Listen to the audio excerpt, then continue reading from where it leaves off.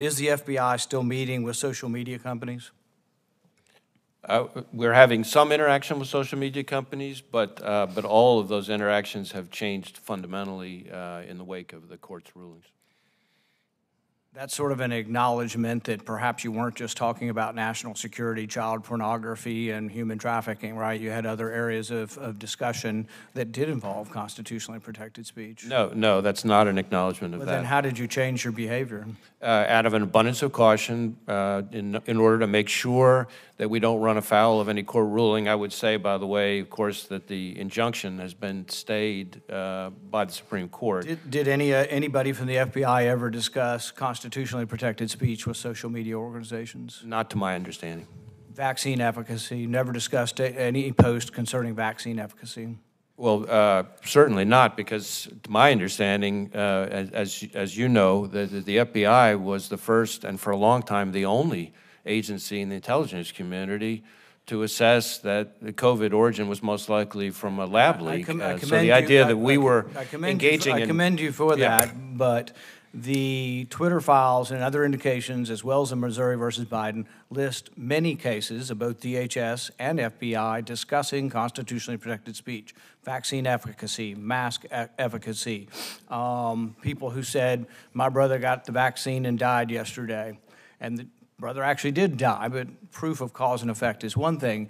But taking down posts like that was part of the discussion in these meetings. Not by the FBI. We would not have been engaging with social media companies about vaccine efficacy, to my knowledge, certainly.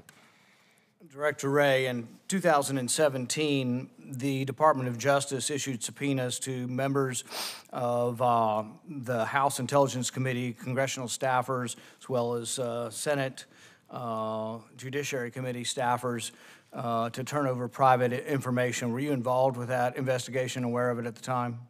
I'm not familiar with that specific investigation. This had to do with the leaks, I believe. We have never been told completely, but the leaks concerning the Crossfire Hurricane and the leaks concerning the conversation between Flynn and Kislyak that was wiretapped, that was classified, that somehow got out, but you're not aware of anybody from Congress being investigated?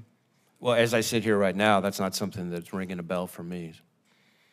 Do you see a problem with the Department of Justice issuing subpoenas to congressional staffers who are providing oversight to the very organization that's issuing the subpoenas?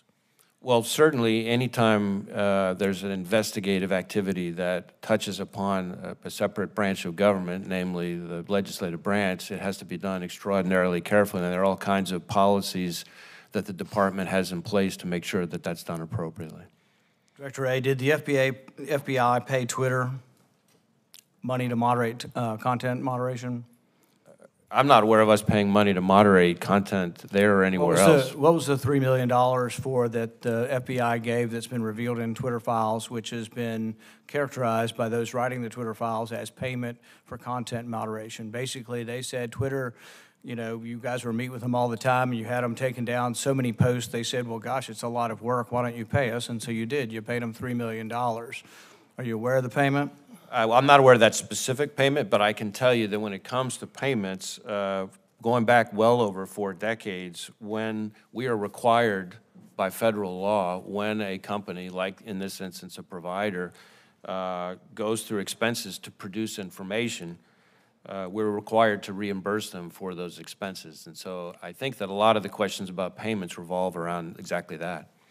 And you will repeat under oath that there was never any discussion of the FBI to take down constitutionally protected speech. You think it's all national security, child pornography, sex trafficking, no discussion of constitutionally protected speech, because this is all going to come out, and a lot of it's come out already in depositions, but you're saying there was never any discussion by any of your agents in any of these meetings of constitutionally protected speech being taken down? To my knowledge, our agents conducted themselves in compliance with the law throughout.